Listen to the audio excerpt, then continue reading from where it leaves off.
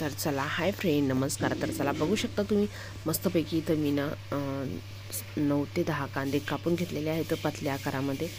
तर बघू शकता तुम्ही लांब आकारामध्ये कापायचे आपल्याला हे. आणि चला तर इथं बेसन पीठ काढून घेतलेलं आहे, 1 वाटी पाऊण वाटी. आणि इथं बाऊन घेतलेला आहे. तर आपल्याला ना एका बाऊनमध्ये ना हे पूर्ण कांदा ना ॲड करून घ्यायचा आहे. तर कांदा ॲड झाल्याच्या नंतर ना आपण याला ना याच्यावरती मीठ टाकून घेणार आहे. तर तुम्ही बघू शकता मीठ टाकायचं याला चवीनुसार. तर मी पोहे खायचे चम्मचनी पाऊण चमचा मीठ टाकलेलं आहे. परत थोडंसं टाकलं म्हणजे 1 चमचा असं मीठ टाकून घेतलेलं आहे.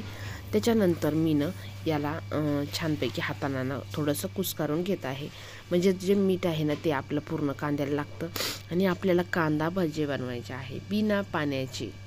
तर चला तुम्ही बघू शकता तर मस्तपैकी मी याला ना कुस्करून घेत आहे. याला पाणी सुटत आहे, दाखवते मी तुम्हाला. हे बघा, याला पाणी सुटत आहे. आणि नंतर ना ह्यामध्ये आपल्याला ना बेसन पीठ ॲड करून घ्यायचं आहे. तर बघा, याला बेसन पीठ पण टाकून घ्यायचं आहे. तर याच्यात जास्त बेसन पीठ नाही टाकायचं, म्हणजे आपले कांदा भजी ना जास्त असे कांदा दिसला पाहिजे, त्यामध्ये जास्त असं बेसन पीठ नाही दिसलं पाहिजे. ह्या हिशोबामध्ये आपल्याला करून घ्यायचं आहे. तर चला बघू शकता तुम्ही मस्तपैकी मी बेसन पीठ टाकून घेतलेला आहे. हा आहे ओवा, हातावर कर्श करून ठेवलेला.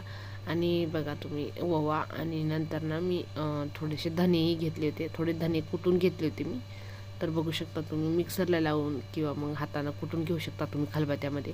तर चला हे खलबत्त्यामध्ये मी थोडेसे कुटून घेतले होते, म्हणजे मग त्याची टेस्ट खूप छान लागते आणि कांदा भाज्यामध्ये ना खूप छान लागते ते.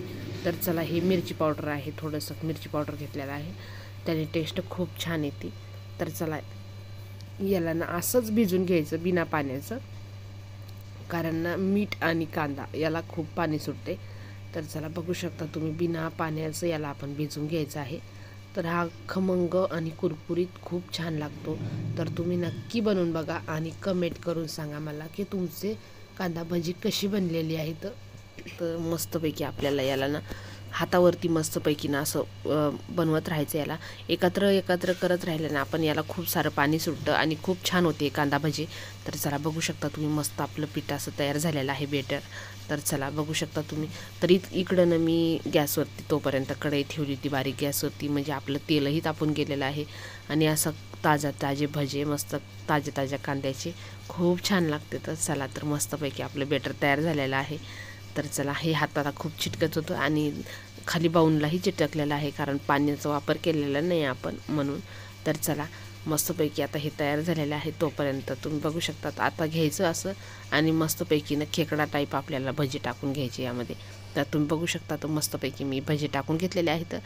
आणि याला ना मिडियम गॅस राहू द्यायचं, जास्त फास्ट नाही आणि जास्त हे नाही, म्हणजे आपले भजे करपत नाहीत. नाहीतर आपले कांदा जास्त असल्यामुळं आपले भजे ना करपट लागतात किंवा कडूसर लागतील. तर चला तुम्ही बघू शकता मस्तपैकी आपले भजे असे तयार झालेले आहेत. इथं मिरचीही तयार झालेली आहे, भजे तयार झालेले आहेत. तर चला तुम्हीही करून बघा नक्कीच, खूप छान लागते. तर आणि चला इथं मिरची घेतलेली आहे, मिरचीवरती मीठ टाकायचं राहिलेलं आहे. तर आपण मीठ टाकून घेणार आहे मिरचीवरती. तर चला थोडंसं मीठ टाकते मी. बघू शकता तुम्ही थोडं मीठ टाकून घेतलेलं आहे याला मिरचीला. आणि मस्त मीठ टाकल्याच्यानंतर कांदा भाजी आणि मिरची खूप छान लागते. तर चला आपल्या एका डिशमध्ये, मी तर डिश घेतलेला आहे त्या डिशमध्ये आपण काढून घेणार आहे. तर बघू शकता तुम्ही मस्तपैकी काढून घेतलेले आहेत मी. आणि खूप छान खमंग वास येतो आहे, कारण ओवा होता यामध्ये आणि धने असल्यामुळं. तर चला तुम्ही नक्की करून बघा, कसे झाले मला कमेंट करून सांगा. तर परत लवकरच भेटणार आहोत परत आपण एका नवीन रेसिपीमध्ये. तर चला, आणि मिरची टाकून घ्यायची यावरती, खूप छान लागते. तर बघू शकता तुम्ही मस्तपैकी आपले भजे असे तयार होत आहेत.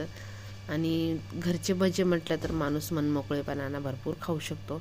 तर चला, आणि हा 5 वाजेचा नाश्ता किंवा दुपारीचा थोडासा चटपटीत काहीतरी, तर हे खूप छान लागतं. तर तुम्ही नक्की करून बघा, कसे झाले मला कमेंट करून सांगा.